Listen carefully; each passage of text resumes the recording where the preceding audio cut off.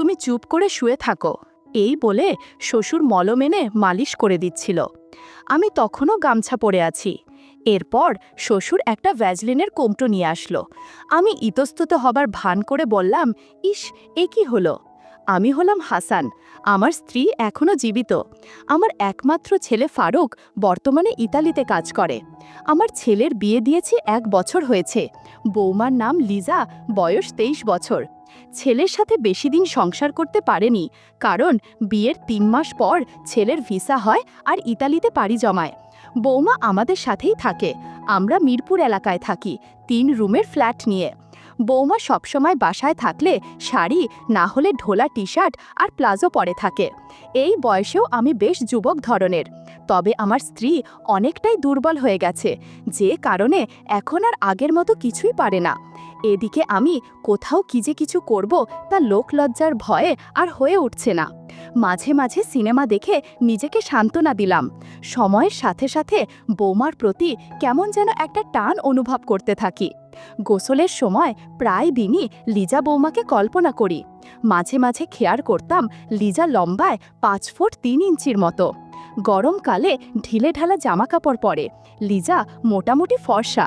আমার স্ত্রীর আড়ালে আমি একটু একটু করে বৌমার কাছাকাছি থাকার চেষ্টা করতাম, কিন্তু বৌমা তেমন আগ্রহ দেখাচ্ছিল না। একদিন আমি আর আমার স্ত্রী বাইরে গিয়েছিলাম। বাসার নিচে এসে স্ত্রীকে বললাম, তুমি নিচে থাকো, আমি বাজারের ব্যাগটা তুলে দিয়ে আসছি। আমি তাড়াতাড়ি বাজার নিয়ে ওপরে উঠলাম। আমার কাছে চাবি ছিল, তাই দরজা খুলে বাসায় ঢুকলাম, কিন্তু বৌমাকে দেখতে পেলাম না। মনে মনে ভাবলাম, ওর তো এখন বাসায় থাকার কথা। বৌমার রুমের কাছাকাছি যেতেই ওর রুম থেকে কেমন জানি আওয়াজ পেলাম।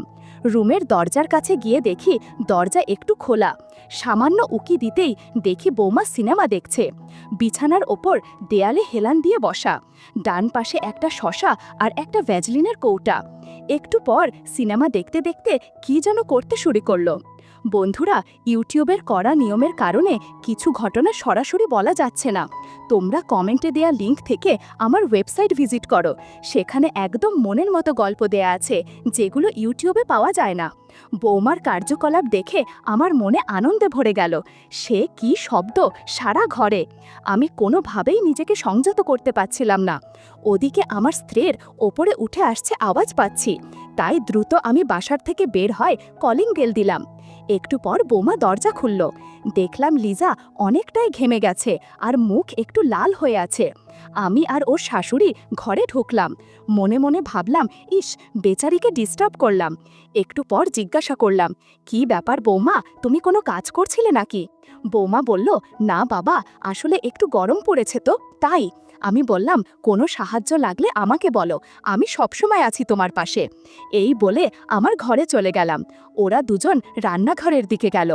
আমার তো মনে এখন অনেক আনন্দ হচ্ছে। কিভাবে কি করব তাই চিন্তা করছিলাম।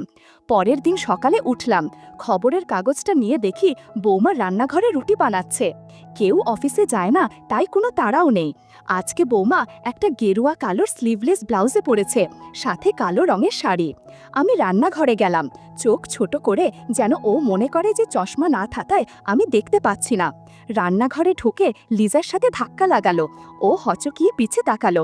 আমি বললাম, রুকসানা, কি করছো তুমি? বৌমা কোনো মতে ঘুরে বলল, বাবা, আমি লিজা, এই তো রুটি বানাই, মা এখনো ঘুমাচ্ছেন। আমি বললাম, ও আচ্ছা, আমি ভাবলাম তোমার শাশুড়ি।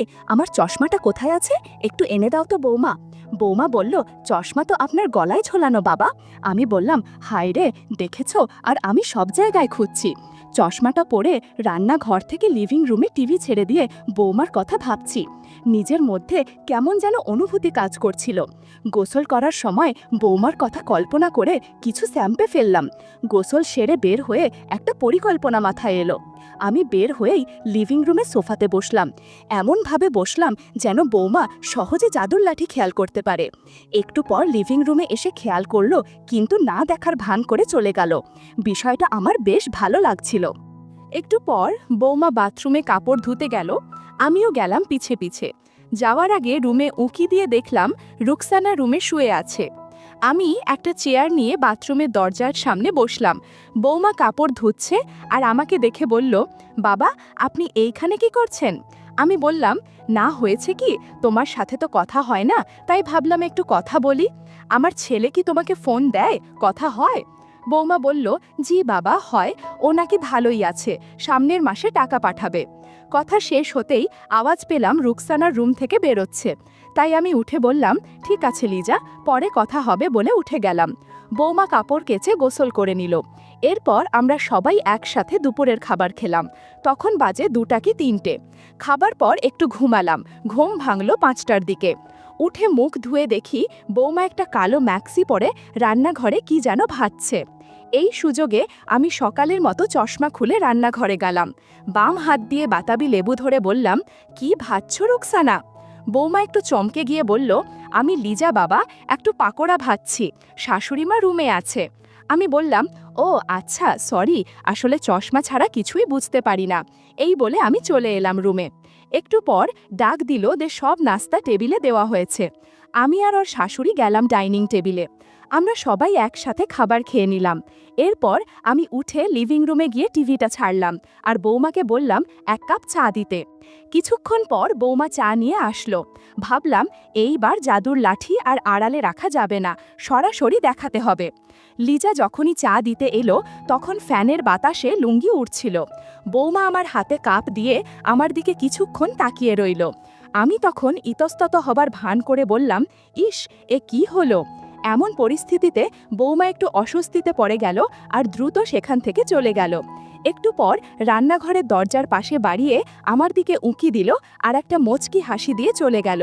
আমিও একটু অবাক হলাম ওর কাজ দেখে। মনে হয় সবুজ সংকেত পেয়েছি। পরের দিন সকালে উঠে দেখি ঘড়িতে 8:30 বাজছে। তাড়াতাড়ি মুখ ধুয়ে পেপার এনে রান্নাঘরের দিকে গেলাম। দেখলাম বৌমা কালকের শাড়ি ব্লাউজ পরে আছে। আমি সোজা রান্নাঘরে ঢুকে বললাম, বৌমা কি করছো? ও ঘুরে আঁচল দিয়ে মুখের ঘাম মুছতে মুছতে বলল, বাবা, সকালের নাস্তা বানাচ্ছি। এই বলে নিচের দিকে এক পলক তাকিয়ে একটা হাসি দিয়ে বলল, মা উঠেনি বাবা? আমিও, না এখনো উঠেনি, তুমি চাইলে উঠাতে পারো। বৌমা বলল, মানে? আমি বললাম, না কিছু না, আমাকে 1 কাপ চা করে দিবে? আমি লিভিং রুমে বসছি, তুমি চা নিয়ে এসো বলেই লিভিং রুমে গিয়ে টিভিটা হালকা শব্দ দিয়ে খবর চালু করলাম। গতদিনের মতো আজকেও একটি ঘটনা ঘটালাম। মনে হচ্ছে ধীরে ধীরে কাজ হবে। নাস্তা শেষ করে আমি উঠে রুমে গিয়ে টিভিটা চালালাম। হঠাৎ লিজার শাশুড়ি এসে বলল, বাজারে তো কিছুই নাই, একটু গিয়ে নিয়ে এসো। আমি ব্যাগটা নিয়ে নিচে নামলাম।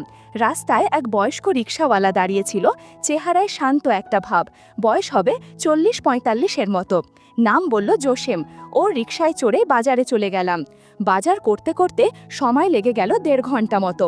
সব কেনাকাটা করে বাড়ি ফিরলাম। উপরে উঠে কলিং বেল দিলাম। বৌমা দরজা খুলে দিল। একটু ক্লান্ত দেখাচ্ছিল ওকে। আমি ঢুকতে ঢুকতে বললাম, তোমার শাশুড়ি কই? ও হেসে বলল, পাশের বাসায় গেছে। আমি বাজারের ব্যাগ রান্নাঘরে রেখে বসে পড়লাম মেঝেতে।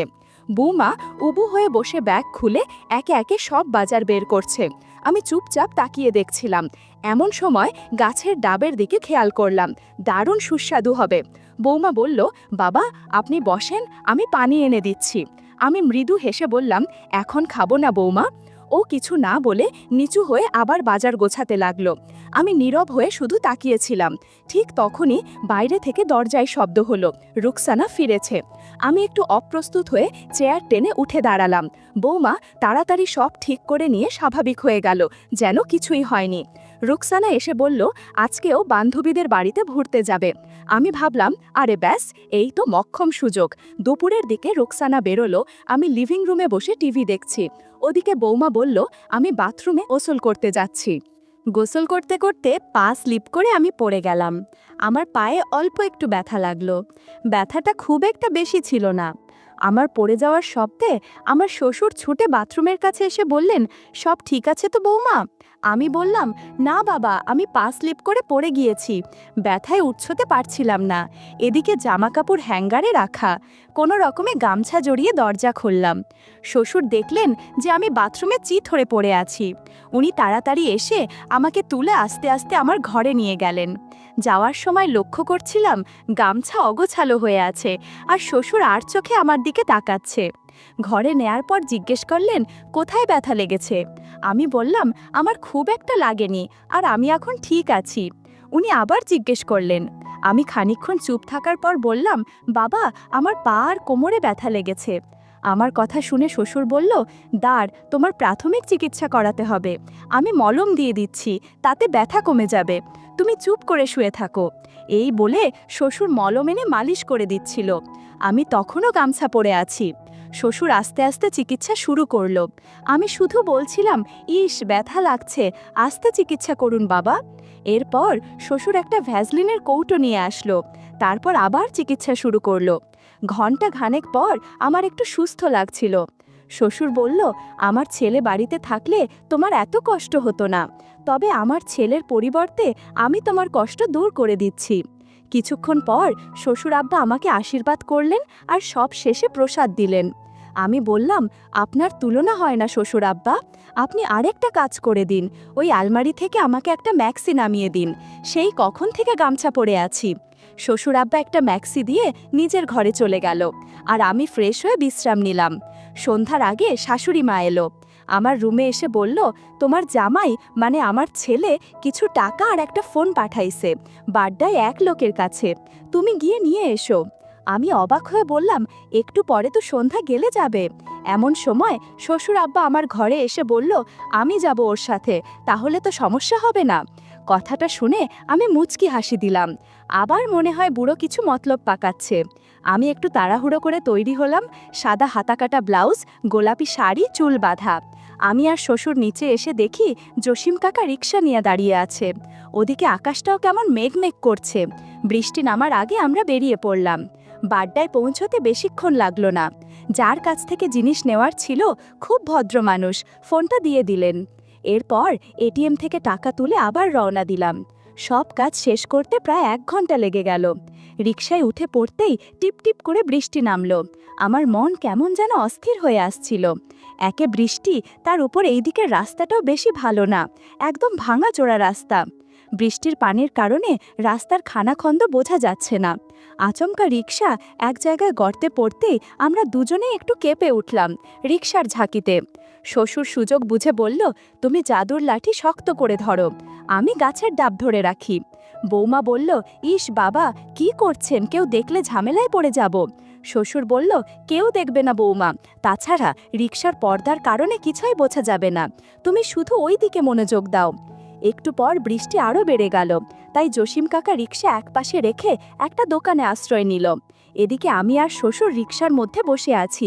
প্রায় আধা ঘন্টার মতো শ্বশুর আব্বা গল্প করলেন, কিন্তু রিকশার মধ্যে খুব একটা সুবিধা পেলাম না।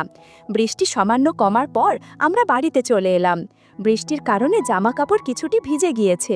আমি দ্রুত বাথরুমে ঢোকে সব চেঞ্জ করে নিলাম। এরপর ব্লাউজ আর পেটিকোট ভালো করে বারান্দায় শুকাতে দিলাম। রাতে খাবার খাওয়ার সময় শাশুড়িমা বলল, পরশুদিন আমার ভাইয়ের ছেলের বিয়ে ঠিক হয়েছে, সেখানে দাওয়াত খেতে যেতে হবে। অনেক দূরের পথ, সেই কক্সবাজার, তাই আজকে থেকে লাগেজ গোছানো শুরু করে দাও। শাশুড়ির কথা শুনে মনটা আনন্দে ভরে গেল। এই সুযোগ কাজে লাগাতে হবে। দেখতে দেখতে যাওয়ার দিন চলে এলো। আমরা রেডি হয়ে বেরিয়ে পড়লাম কমলাপুর স্টেশন যাওয়ার উদ্দেশ্যে। দীর্ঘ 9 ঘন্টা জার্নি করে আমরা বিয়ে বাড়িতে চলে এলাম।